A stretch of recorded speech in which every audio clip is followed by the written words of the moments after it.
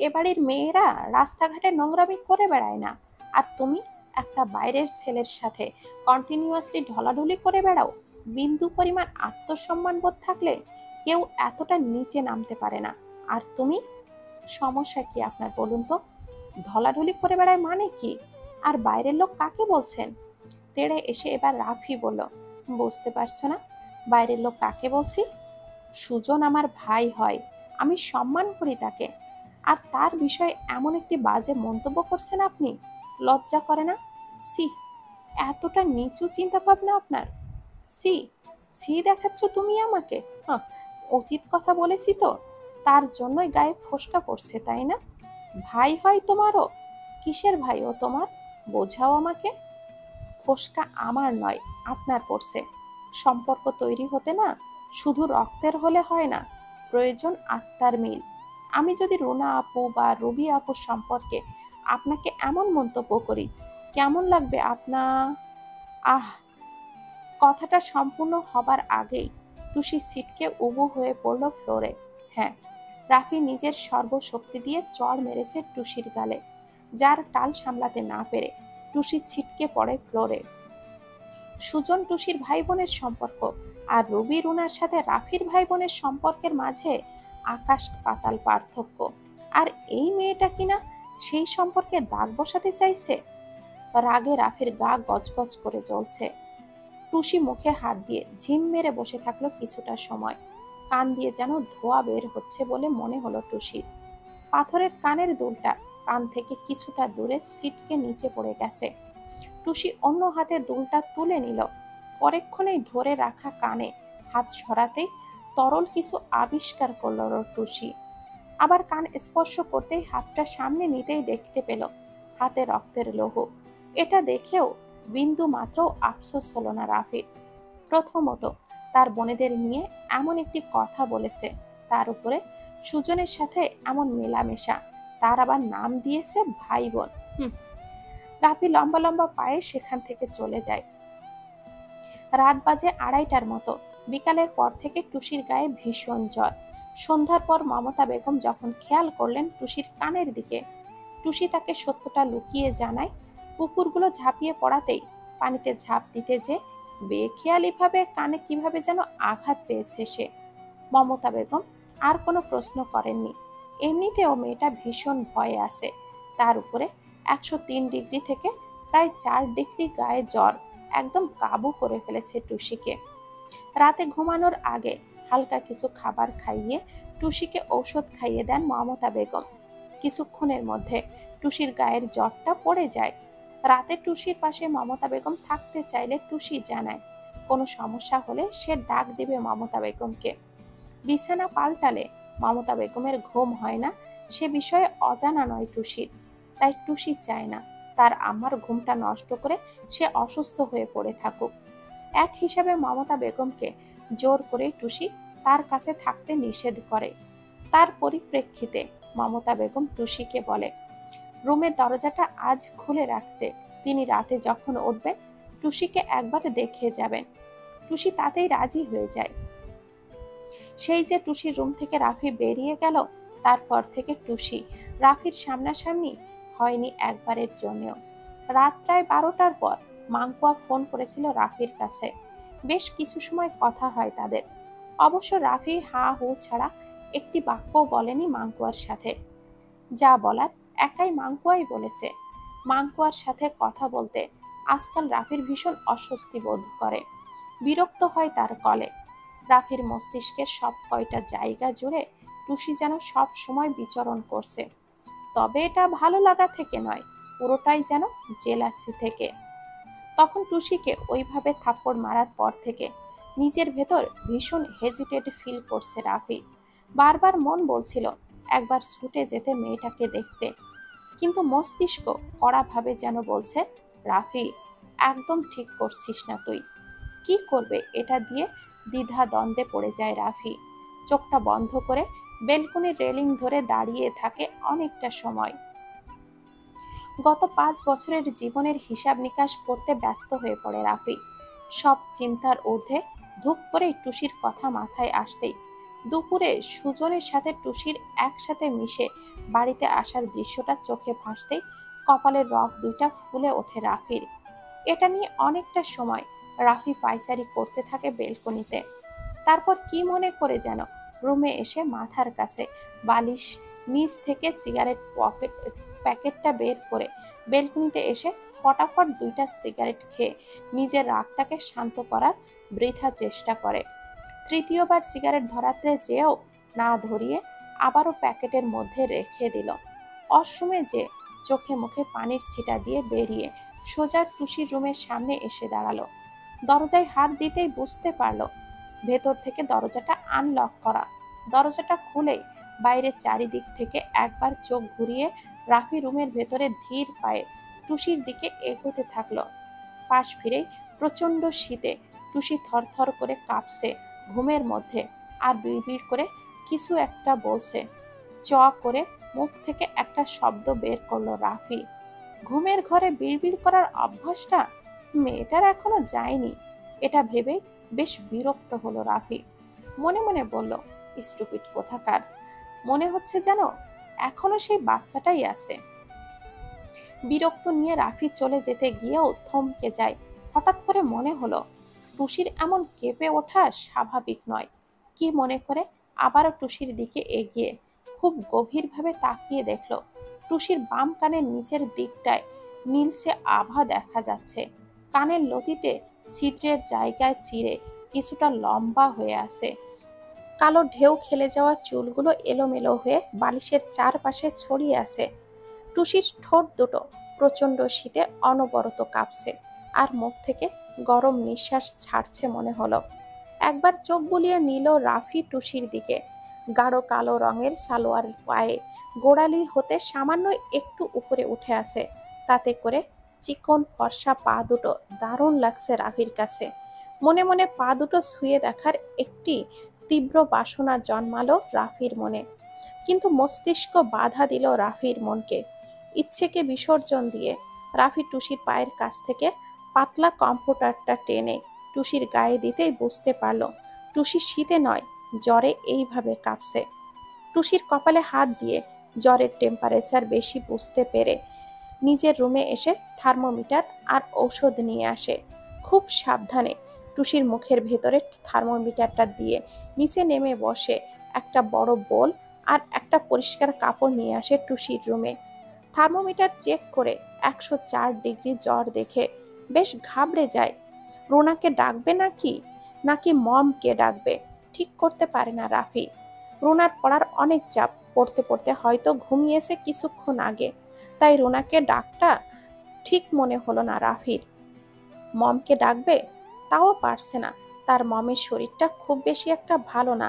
যদি তাকে টুসির এমন জ্বরের কথা বলা হয়, নির্ঘাত এসে সারাটা রাত জেগে বসে থাকবে মেয়েটার পাশে। রাফি এটা চায় না। টুসিকে ঔষধটা কিভাবে খাওয়াবে বুঝতে না পেরে মাথায় জলপট্টি দেওয়া শুরু করে রাফি। জ্বরের ঘোরে বারবারই টুসি সুজনের নাম নিচ্ছে আর বলছে, সুজন ভাই বাঁচান, ওরা আমাকে কামড়ে দিবে, আম্মা আম্মা আমার খুব ভয় করছে আম্মা, সুজন ভাই। সুজন সুজন সুজন, এই সুজন নামটা একটা কীটের মতো কাজ করছে যেন রাফির জীবনে। রাফির মনে হলো টুসিকে টেনে তুলে ঠাটিয়ে একটা থাপ্পড় দিয়ে সবকটা দাঁত ফেলে দিতে। রাগের মাথার তার ছিঁড়ে যাচ্ছে একদম রাফির। ঘুমের ঘোরেও সামনে সুজন ভাইকেই বলে যাচ্ছে এই মেয়েটা, যেন ওই সুজন মাথাটা চিবিয়ে খেয়েছে এর। দাঁতে দাঁত চেপে সহ্য কতক্ষণ করা যায়। এই সুজনের এক ব্যবস্থা রাফির করতেই হবে, মনে মনে সিদ্ধান্ত নিয়ে নেয় রাফি। প্রায় 1-1.5 ঘন্টা ধরে রাফি জলপট্টি দিতে দিতে টুসির জ্বরের টেম্পারেচার একটু কমতে থাকে। 100 ডিগ্রি জ্বরে আনতেই রাফি পুরো হিমশিম খেয়ে যায়। একসময় চেয়ারে বসে থেকেই ঘুমিয়ে যায় রাফি। মমতা বেগম একেবারে ভোর 5টার দিকে নামাজ পড়তে ওঠেন। নামাজ পড়ে আগে টুসির রুমে যেতেই চান তিনি। নিচ থেকে ওপরে উঠতে যাবেন, এমন সময় লক্ষ্য করলেন রাফি টুসির রুম থেকে বের হয়ে নিজের রুমে চলে গেল। কিছুটা ভড়কে গেল মমতা বেগম। নিচ থেকে উপরে উঠে টুসির রুমে এসে দাঁড়াতেই লক্ষ্য করলেন পাশের টেবিলে একটা বড় বোলে কাপড় ভেজানো। বিষয়টা বুঝতে মমতা বেগমের আর সময় লাগলো না। আজ 2 দিন হলো টুসি এখন পুরোপুরি সুস্থ। ইতিমধ্যে একদিন ক্রসিংয়ে যেতে পারেনি সে অসুস্থ থাকার জন্য। সুস্থ হয়ে আগের তুলনায় পড়াশোনায় বেশ মনোযোগ দেয় টুসি। এই 2 দিন আর কোনো ঝামেলা হয়নি রাফি আর টুসির মাঝে। ঠিক দুপুরবেলা টুসি ছাড়া বাকি সবাই ডাইনিংয়ে বসে খাবার খাওয়ার জন্য প্রস্তুতি নিচ্ছে। এমন সময় আগমন ঘটে সুজনের। হাতে সুন্দর একটা শপিং ব্যাগ, যার মধ্যে মোটামুটি একটা সাধ্যের ভিতরে 1020 টাকা দিয়ে মমতা বেগম একটি ফোন কিনতে দিয়েছিলেন সুজনকে টুসির জন্য। ফোনটা কিনে সোজা সুজন চলে এসেছে এই বাড়িতে। হাসি মাখা মুখে মমতা বেগম সুজনকে তাদের সাথে খাবার খেতে বলেন। সুজন হাসি মুখেই সবার সাথে খেতে বসে। রাফি এই নতুন ফোন আনার বিষয়ে কিছুই জানে না, তাই খুব আগ্রহ নিয়ে সুজনের আনা শপিং ব্যাগের দিকে তাকায়। যখন বুঝতে পারে এর মধ্যে নতুন একটি মোবাইল ফোন আছে, তখন বেশ কৌতূহল জন্মায় রাফির মনে এটা কার জন্য এনেছে তা জানার জন্য। খাবার শেষে সবাই হলরুমে বসেছে। মমতা বেগম টুসিকে ডেকে আনেন নিচে। সুজনকে দেখে টুসি রাফির সামনে অনেকটা অস্বস্তি বোধ করলেও মমতা বেগমের জোর করাতে টুসি মাথা নিচু করে দাঁড়ায়। মমতা বেগম এটা দেখে টুসিকে বলল, রুবি রুনার ইন্টার পরীক্ষার পর আমি তাদের হাতে ফোন তুলে দিয়েছি। এই বয়সে সবারই খুব প্রয়োজন হয় ফোনের। মুখ ফুটে না বললেও আমি কিন্তু বুঝতে পারি। সবাই চুপ করে মমতা বেগমের কথা শুনল। রাফি তার মমের এমন কথার তীক্ষ্ণ দৃষ্টি নিক্ষেপ করে তুষির দিকে। সুজন ফুপির এমন কথা শুনে সন্তুষ্টজনক একটা হাসি দেয়। রুবি রুনার মতো তুমিও আমার আরেক সন্তান, তাই তোমার কথাও আমাকে ভাবতে হবে। ঠিক সেই জন্য তোমার জন্য একটি ফোন কেনা হয়েছে। কিন্তু আম্মা, আমার ফোন লাগবে না, তুমি ফোনটা রেখে দাও তোমার কাছে। পাগল মেয়ে, আমি তো সারাদিনই বাসায় থাকি, তাছাড়া আমার কাছে একটা ফোন তো আছেই। তুমি বাইরে কোচিংয়ে যাও, যখন তখন ফোন লাগতে পারে, সেদিনের কথাই একবার ভাবো। কিন্তু আম্মা, কোনো কিন্তু নয় সুজন, ফোনের যা ঠিক করার করে দাও ওকে। ঠিক আছে ফুপি, আমি সবটা সেট করে দিয়ে তারপর দিয়ে যাব। খুব ভালো, এক কাজ করো, যাবার সময় টুসিকে কোচিংয়ে একটু কষ্ট করে নামিয়ে দিয়ে যাও বাবা। কষ্ট করে বলছেন কেন ফুপি? আমি তো রোজই নামিয়ে দিই, ভালো লাগে আমার। রাফির মনে হলো তার মাথায় যেন সব কটা তার ছিঁড়ে গেছে রাগে। সুজনের এত বাড়াবাড়ি জাস্ট সহ্য হচ্ছে না রাফির। ছোট ভাই হওয়ার সত্ত্বেও মন বলছে এক ঘুষি মেরে নাকটা ফাটিয়ে দিতে সুজনের। এই মেয়েটাকে নিয়ে এত আদিক্ষেতা করার কি আছে? শুধুমাত্র ভাই বোনের সম্পর্ক থেকে কি এটা সম্ভব?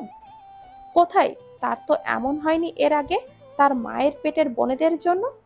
আর মমেরও বা এত কেন পড়ছে এই মেয়েটার জন্য? রাফির মাথায় আসছে না। প্রশ্নগুলোর উত্তর রাফির চায়।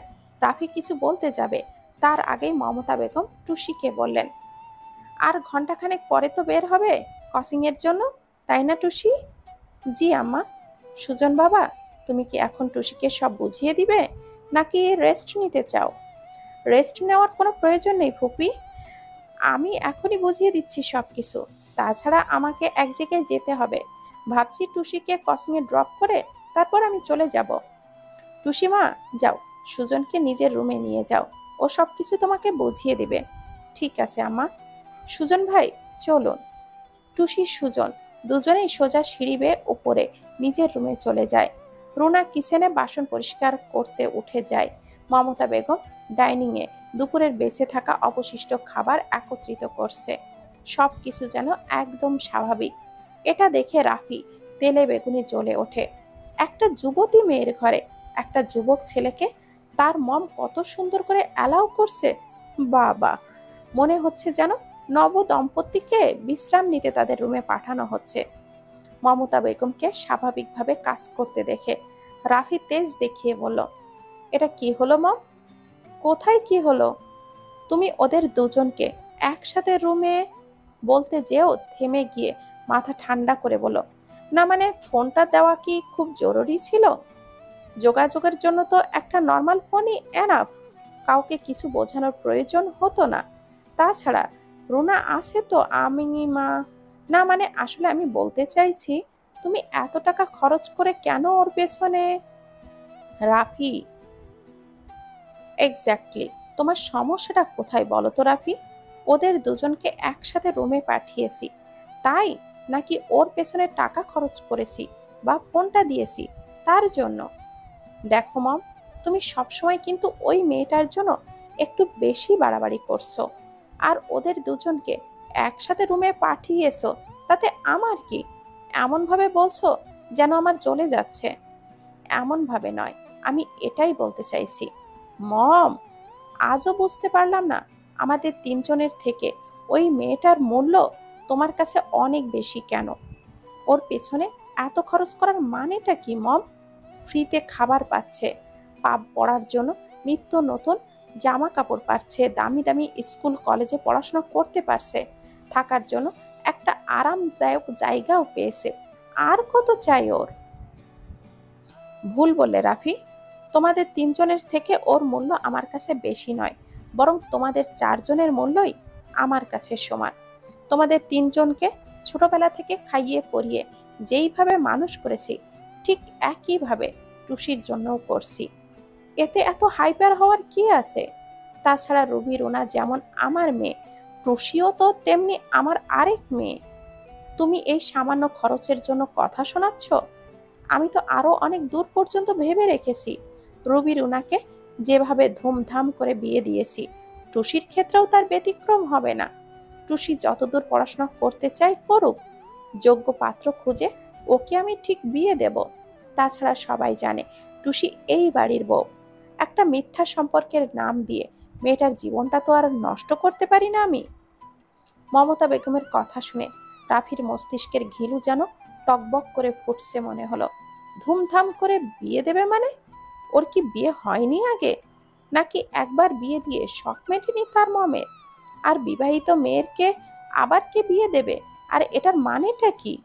খুব কড়াভাবে এই প্রশ্ন করতে মন চাইলো, কেন যেন প্রশ্নগুলো করতে পারল না রাফি তার মনকে। কিন্তু এই মুহূর্তে কিছু না বলে ছেড়ে দেওয়ার পাত্রও রাফি নয়। কতক্ষণ সহ্য করবে সে এইসব চোখের সামনে? মম হয়েছে বলে কি যা খুশি তাই করবে? আর সে সব সময় সবকিছু মেনে নেবে? না, সবকিছু মেনে সে নেবে না। এবার তার ইচ্ছেরও গুরুত্ব দিতে হবে। 5 বছরের অনেক কিছুই পরিবর্তন হয়েছে।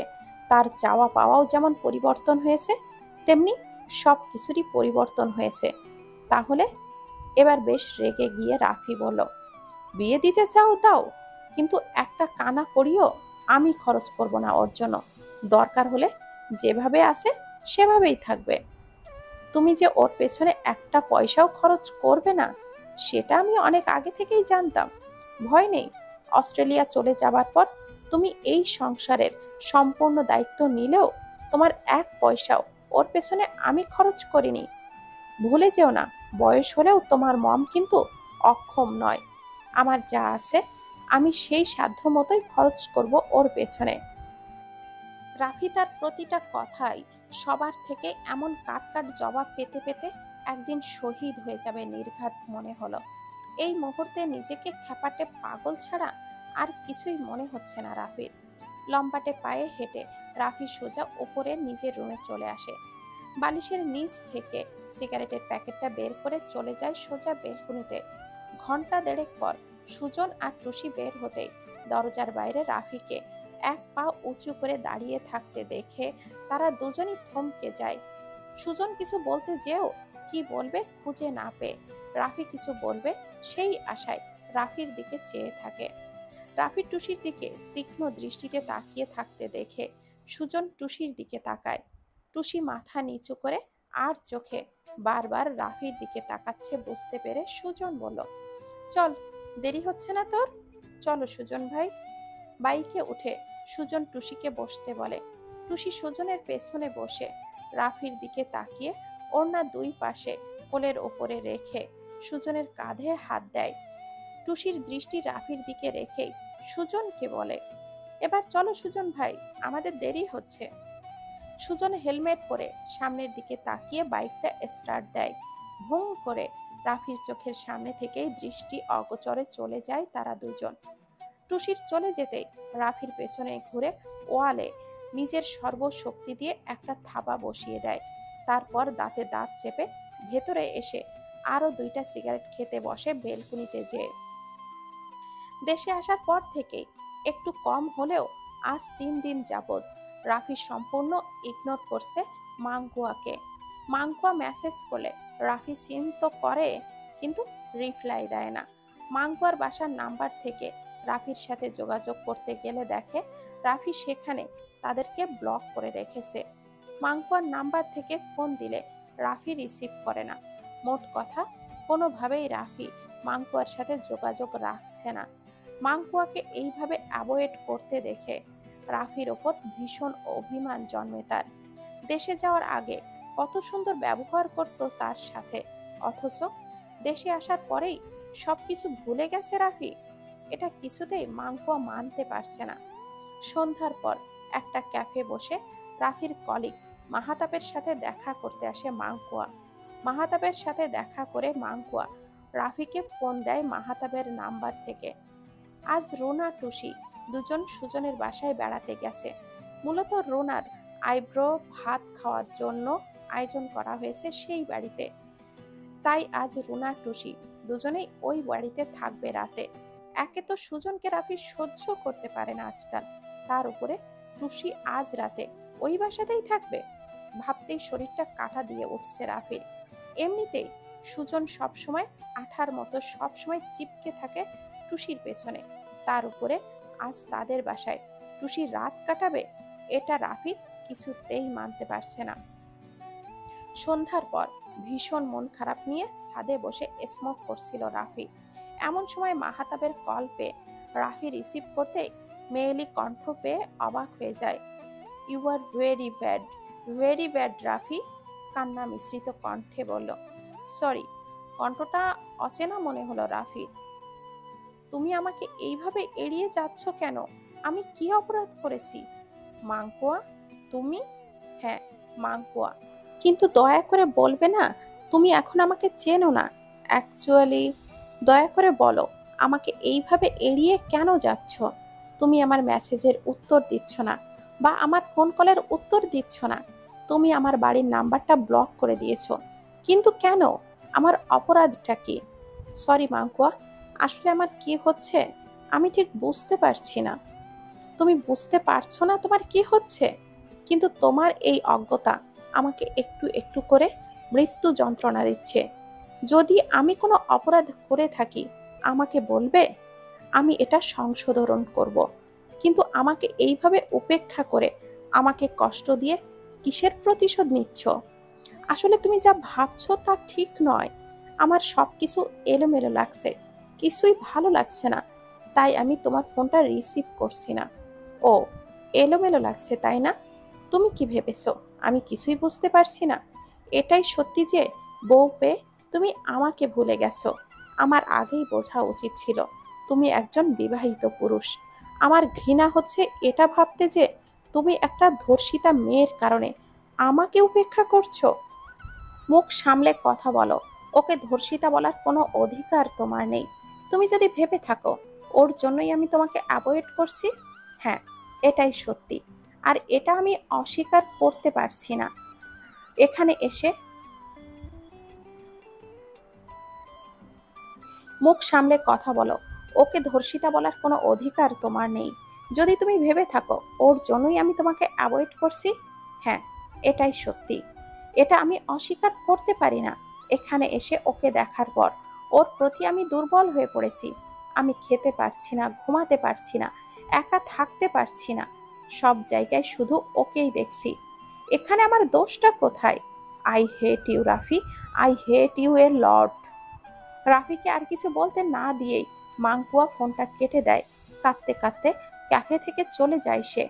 মাহাতাব পিছু রেখেছিল মাঙ্কুয়াকে, কিন্তু মাঙ্কুয়া আর ফিরে তাকায়নি। রাফি 2 হাত দিয়ে নিজের চুল খামছে ধরে আকাশের দিকে তাকিয়ে আছে। সে কি বলল এগুলো মাঙ্কুয়াকে? কেন বলল? কিছুই জানে না, শুধু এতটুকুই জানে সে মিথ্যা কিছু বলেনি। যা কাউকে বলতে পারছিল না তার সবটুকু মাঙ্কুয়াকে অনায়াসেই বলে দিয়েছে। কিন্তু এসব বলার কারণটা কি? কেন বলেছে? কিসের আশায় বলেছে? কিছুই জানে না রাফি, আর কিছু জানতেও চায় না। শুধু এটাই জানে তার সবকিছু এলোমেলো হয়ে যাচ্ছে প্রতিনিয়ত। সে অন্যরকম হয়ে যাচ্ছে। মেয়েটাকে দেখলেই কেমন যেন হচ্ছে মনের মধ্যে। টুসির পাশে সুজনের ছায়াকেও সহ্য করতে পারছে না রাফি। পরের দিন সকালে রাফি নাস্তা খাবার পর মমতা বেগমের সাথে হাতে হাতে সবকিছু এগিয়ে দিচ্ছে কিচেনে নিয়ে যাওয়ার জন্য। মমতা বেগম যতটা না অবাক হলে মানুষ ফ্রিজ হয়ে যায়, তার থেকে অনেক অনেক বেশি অবাক হয়ে যায় রাফির এমন ব্যবহারে। তবে মুখে কিছু না বলেই তিনি তার মতো করে কাজ করে যাচ্ছেন। তিনি এটা বুঝতে পেরেছেন ছেলের মনে কিছু একটা চলছে। তবে তা কি চলছে ছেলে যেন মুখ ফুটেই তাকে বলে। সে জিজ্ঞাসা করার আগেই তাই রাফিকে ততটাই সময় দিতে চাইছেন তিনি। সকালের সব কাজ শেষ। ফোন করে টুসি রুনার একবার খবর নিলেন তিনি। বিকালে আসবে বলে তারা জানিয়েছে, তাই মমতা বেগম একেবারে রাতের রান্না করবেন বলে ভেবে নিলেন। বাসায় মাত্র 2 জন আছে তারা। সকালের খাবার অনেকটাই বেঁচে আছে, আর ফ্রিজেও রান্না মাংসও আছে। তাই দুপুরে তিনি আর কোনো ঝামেলা করতে চাইলেন না। রুবি 2-1 মধ্যেই একেবারে গুছিয়ে আসবে। বিয়ে শেষ না হওয়া পর্যন্ত এখানেই থাকবে, সাথে জনিও। কিন্তু জনি ঘোর বিরোধিতা করে। প্রয়োজনে সে সকালে এসে রাতে চলে যাবে, কিন্তু রাতে থাকবে না রুবি। থাকতে চাইলেও সে থাকুক, তাতে তার কোনো আপত্তি নেই। কিন্তু জনি ঘোর বিরোধিতা করে। প্রয়োজনে সে সকালে এসে রাতে চলে যাবে, কিন্তু রাতে থাকবে না। রুবি থাকতে চাইলে থাকুক, তাতে তার কোনো আপত্তি নেই। রুবি এটা মেনে নেয়নি। সারাদিন জনি যেখানেই থাকুক, রাতে তার বুকে মাথা রেখে সে ঘুমোবে, নয়তো তার ঘুম আসবে না। এটা বলেই জনির কাছে আবদার করে বসে সে। বইয়ের এমন আবদার জনি আর ফেলতে পারেনি। আবার মনও সায় দিল না তার। শ্বশুরবাড়ি এতদিন থাকা কেমন একটা দেখাই বলে মনে হলো। কারণ জনির বাসা থেকে রুবিদের বাসা ঘন্টায় 2 বার আসা যাওয়া করা যায়, তাও আবার পায়ে হেঁটে। তাহলে কি তাদের থাকাটাকে ঠিক? পরেক্ষণেই মনে হলো রুবি যেই ঘুম কাতুরে, রোহান রাতে উঠে খাবারের জন্য বায়না করে, আর সে ঘুমের জন্য উঠে খাওয়াতে পারে না। অজ্ঞত তাকেই মধ্যরাতে খাবার খাওয়াতে হয়। সব দিক ভেবে জনি গাল ফুলিয়ে রাজি হয়ে গেল। মমতা বেগমের একটা দারুণ অভ্যাস। অবসর সময়ে তিনি বিভিন্ন রকমের বই পড়েন। নারী সংবেদন টাইপ। নারী সংস্থায় যেতে না পারলেও এগুলো পড়ে সময় কাটান তিনি। অভ্যাসগতভাবে এখনো তিনি একটা বই বের করে বেডের পেছনে বোর্ডের সাথে বালিশ দিয়ে একটু আরামে বসে পড়ছিলেন। রাফি দরজায় নক করে। মম, তুমি কি খুব ব্যস্ত এখন? রাফি, তুমি? ব্যস্ত হব কেন, ভেতরে এসো। মমতা বেগম বইটা বন্ধ করতেই রাফি মমতা বেগমের পায়ের কাছে বসলো। মুখে কিছু বলল না রাফি। মমতা বেগম বেশ কিছু সময় অপেক্ষা করলো রাফি কিছু বলার আশায়। অনেকটা সময় পরও যখন রাফিকে চুপ থাকতে দেখলো, মমতা বেগম তখন রাফির মাথায় হাত বুলিয়ে দিয়ে বলল, চোখ মুখ এমন দেখাচ্ছে কেন বাবা? মায়ের কণ্ঠে এমন আদরে বাবা ডাকটা শুনে রাফি থতমত মুখে তাকালো। তার স্বভাবের তুলনায় অত্যন্ত নরম সুরে বলল, মম, তোমার কোলে মাথা রাখতে দেবে একটু? রাফির কথাটা মমতা বেগমের সোজা কলিজায় যেয়ে ঠেকলো। ছলছল চোখে চোখ দুটো ভরে ছেলেকে দেখে নিলেন তিনি। তার স্বামী মারা যাওয়ার পর রাফি তার ঢাল হয়ে দাঁড়িয়েছিল। অতটুকু বয়সে যতটা সাপোর্ট না নিজের লোকের কাছে পেয়েছে, তার থেকেও অত্যাধিক বেশি সাপোর্ট পেয়েছে নিজের ছোট্ট ছেলের কাছে। ছোটবেলাটা রাফির বাকি সব ছেলেদের মতো করে কাটেনি। বিষাদময় ছিল অনেকটা। তবুও কখনো অভিযোগ করেনি রাফি মায়ের কাছে। বাচ্চামো হেয়ালিপনা এগুলোর সাথে পরিচিত নয় রাফি। না নিজে কখনো খামখেয়ালি জেদ বাহানা এগুলো করতে সুযোগ পেয়েছে, আর না তার বোনেরা বাচ্চামো করেছে কখনো। না কখনো সে ভালোভাবে বন্ধুদের সাথে মিশতে পেরেছে। তাই তো বাধ্য হয়েই ছোটবেলা থেকে নিজেকে ম্যাচিওর তৈরি করতে করতে রাফি ম্যাচুরিটি পছন্দ করে। বাচ্চামো খামখেয়ালি জেদি এসবে চরম বিরক্ত রাফি। অথচ তিনি তা আয়ত্তে আনেননি। যমজ 2 মেয়েকে সামলে গিয়ে রাফির দিকে সেইভাবে কখনো যত্ন নিতে পারেননি। বরং রাফি পড়াশোনার মাঝে যতটুকু সময় পেরেছে ততটুকু সময় দুই বোন এবং মায়ের খেয়াল রেখেছে। ছোট হয়েও একজন গার্ডিয়ান হিসেবে যতটা নেওয়া যায় আর কি। বাসায় ফিরলে মমতা বেগমকে আগে পানি এনে দেওয়া, বাজার আনতে মাকে সাহায্য করা। মমতা বেগম বাসায় না থাকলে দুই বোনকে গোসল করানো, খাওয়ানো, প্রায় সবটাই রাফি করত। সব কথার এক কথা, ৩ সন্তান যেন তার মাটির মানুষ হয়েছে মমতা বেগমের। মমতা বেগমের এই সব ভাবনার মাঝেই রাফি পা তুলে পাশ ফিরে মমতা বেগমের কোলে মাথা রেখে শুয়ে পড়ে। কিছুটা চমকে ওঠেন তিনি। হাত দুটো রাফির মাথায় দিতেই মমতা বেগমের চোখ থেকে টুক করে ২ ফোঁটা অশ্রু গড়িয়ে পড়ে।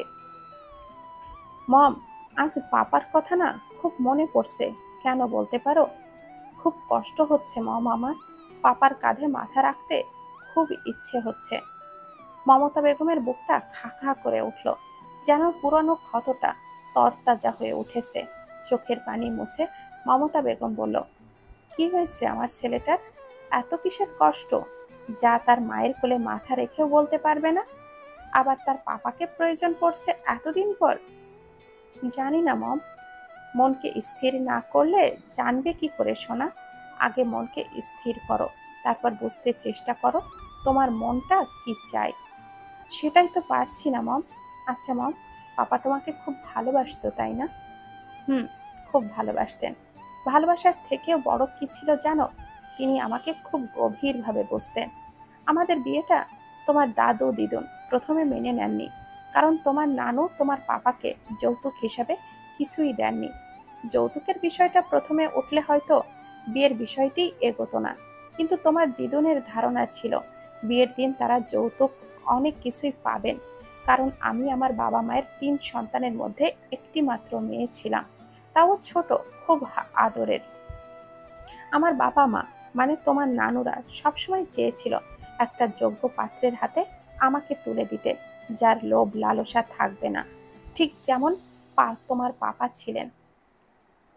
আমার বাবা মা একেবারে কিছু দিবে না এমনটাও কিন্তু নয়, তবে যৌতুক কিছু দিবে না এটাই বুঝিয়েছিলেন তোমার দিদুনকে। কিন্তু তারা বুঝতে চাননি। আমার বাবা মা চেয়েছিলেন তাদের মৃত্যুর পর আমাদের ৩ ভাই বোন নিজেদের প্রাপ্য সম্মান ভাগে ভাগ করে দিবেন একেবারে, সুবিধা অসুবিধা হলে দেখবেন, কিন্তু লোক দেখিয়ে যৌতুক দিয়ে মেয়ে বিয়ে দেবেন না।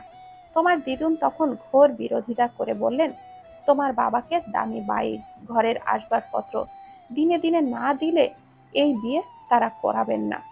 তোমার নানু তার কথার প্রেক্ষিতে বললেন, যেহেতু এটা বিয়ের আসর, তাই দরকার পড়লে তিনি তখনই উইল করবে যে তাদের যা আছে সব কিছুর প্রাপ্য সমান ভাগ করা হবে। তবুও তারা মানতে চাইলেন না। যখন বিয়ের আসর ছেড়ে বিয়ে ভেঙে চলে যান সবাই, তখন তোমার পাপা সবার বিরুদ্ধে যে আমাকে বিয়ে করেন। তার সব থেকে একটা ভালো গুণ আমাকে তার প্রতি অবাক করে দিয়েছিল, কি জানো? এসব চাওয়া পাওয়াতে তার বিন্দু মাত্র লোভ ছিল না। তিনি চাইতেন একজন পারফেক্ট জীবন সঙ্গী পেতে, যে তাকে বুঝবে, তার সুখ দুঃখ ভাগ করে নেবে, হাজার কষ্টের মাঝে নিজের সুখ খুঁজে নেবে, এমন জীবন সঙ্গিনী তিনি চেয়েছিলেন। হয়তো আমার মাঝে তা খুঁজত সবার বিরুদ্ধে যে আমাকে বিয়ে করেন। বিয়ের পর তোমার দিদুন কম অত্যাচার করেনি আমার উপর। আমি হাসি মুখে সব সহ্য করে নিয়েছিলাম, শুধু তোমার বাবার মুখের দিকে তাকিয়ে, যে একদিন তারা আমাকে ঠিক মেনে নেবেন। এক সময় অত্যাচার মেনে নিতে নিতে দেওয়ালে পিঠ ঠেকে গেল আমার। প্রথম সন্তানকে পৃথিবীর বুকে আনার আগেই প্রতিবাদ করতে বলল তোমার পাপা। প্রতিবাদ করে তখন আর লাভ হলো না, তাকে আমি হারিয়ে ফেললাম। পাশেই ছিল নারী সংস্থায় কর্মরত এক কাকিমার বাসা। তার কাছে আসা যাওয়ার পর থেকে নারী সংস্থা অনুযায়ী আমি ঢুকে যাই। তোমার পাপা খুব খুশি হয়েছিলেন। নারী সংস্থায় কাজ করতে করতে সব কাজ সঠিক সময়ে করলেও সময় মতো সংসারের কাজ করতে হিমশিম খেয়ে যেতাম প্রায়। তাই তোমার দিদুন আমাদেরকে আলাদা করে দিলেন। আলাদা করার পেছনে আরও একটা কারণ ছিল। তিনি যেমন আমাকে মেনে নিতে পারেননি, ঠিক তেমনি তিনি চান না আমি বাইরে যেয়ে কাজ করি। মোট কথা তিনি আমাকে কোনোভাবেই সহ্য করতে পারছিলেন না। নিয়তি মানুষকে কোথায় নিয়ে দাঁড় করায় দেখো। মেনে তো নিয়েছিলেন তারা, কিন্তু তোমার পাপার মৃত্যুর পর ছেলেকে হারিয়ে এই বাড়িটা কিন্তু তোমার দিদুন দিয়েছিলেন আমার নামে, যেন আমি 3 সন্তানকে নিয়ে ভেসে না যাই, আর তার ভুলের প্রায়শ্চিত্ত হিসাবে। তুমি এত কিছু সহ্য করেছো কিভাবে মম? তোমার কষ্ট হতো না? কষ্ট হতো, কিন্তু গায়ে লাগতো না। সহ্য করতে পেরেছিলাম একমাত্র তোমার পাপার ভালোবাসার জন্য। তিনি যেভাবে আমাকে যত্ন নিয়েছিলেন, আমার বিশ্বাস পৃথিবীর কোথাও কেউ হয়তো সেইভাবে আমাকে যত্ন করে ভালোবাসতো না। যত্ন করে ভালোবাসতো মম? হুম, যত্ন থেকেই তো ভালোবাসাটা তৈরি হয়। সামান্য দেখো, তুমি একটা বিড়াল ছানাকে প্রতিনিয়ত শুয়ে দিলে, খাবার খাওয়ালে, আদর করলে, সময় দিলে তাকে, মোট কথা তার সব দিক থেকে তুমি তাকে অনেক যত্ন করে নিজের কাছে রেখে দিলে। দেখবে ওই বিড়াল ছানা তোমার মায়ায় পড়ে যাবে, সব সময় তোমাকে খুঁজবে। আবার সে তোমার চোখের আড়াল হলে তুমি তার জন্য অস্থির হয়ে পড়বে। এটাই তো ভালোবাসা। তবে এমন প্রাণীর ওপরে ভালোবাসা আর কোনো মানুষের প্রাণীর ওপরে ভালোবাসার মধ্যে আকাশ পাতাল পার্থক্য। কোনো মানুষের প্রতি ভালোবাসা জন্মালে তুমি তাকে ছাড়া কিছুই ভাবতে পারবে না। তোমার মস্তিষ্কের সব জায়গা জুড়ে তার বিচরণ ঘটবে। তাকে তুমি কারোর সাথেই শেয়ার করতে পারবে না, এমনকি তার পাশে কাউকে সহ্যও করতে পারবে না। তোমার বুকের ভিতরে যন্ত্রণা শুরু হবে, কাউকে হারানোর ভয়ের যন্ত্রণা, না পেয়েই হারানোর ভয়। আচ্ছা মম, কেউ যদি কনফিউজড থাকে আদৌ কি সে কাউকে ভালোবাসে কিনা, বা ভালোবাসলে সে কারোর সৌন্দর্যকে ভালোবাসে না, তাকে এটা বোঝাবে কি করে? ভালোবাসে কিনা এটা তো তাকে বুঝতে হবে। তবে কারোর সৌন্দর্যে না তাকে ভালোবেসে যদি প্রশ্ন আসে, তাহলে আমি বলবো সুন্দর সবকিছুই সবার দৃষ্টি আকর্ষণ করে। ভালো লাগা তৈরি না হলে হয়তো ভালোবাসাটাও ঠিক আসে না।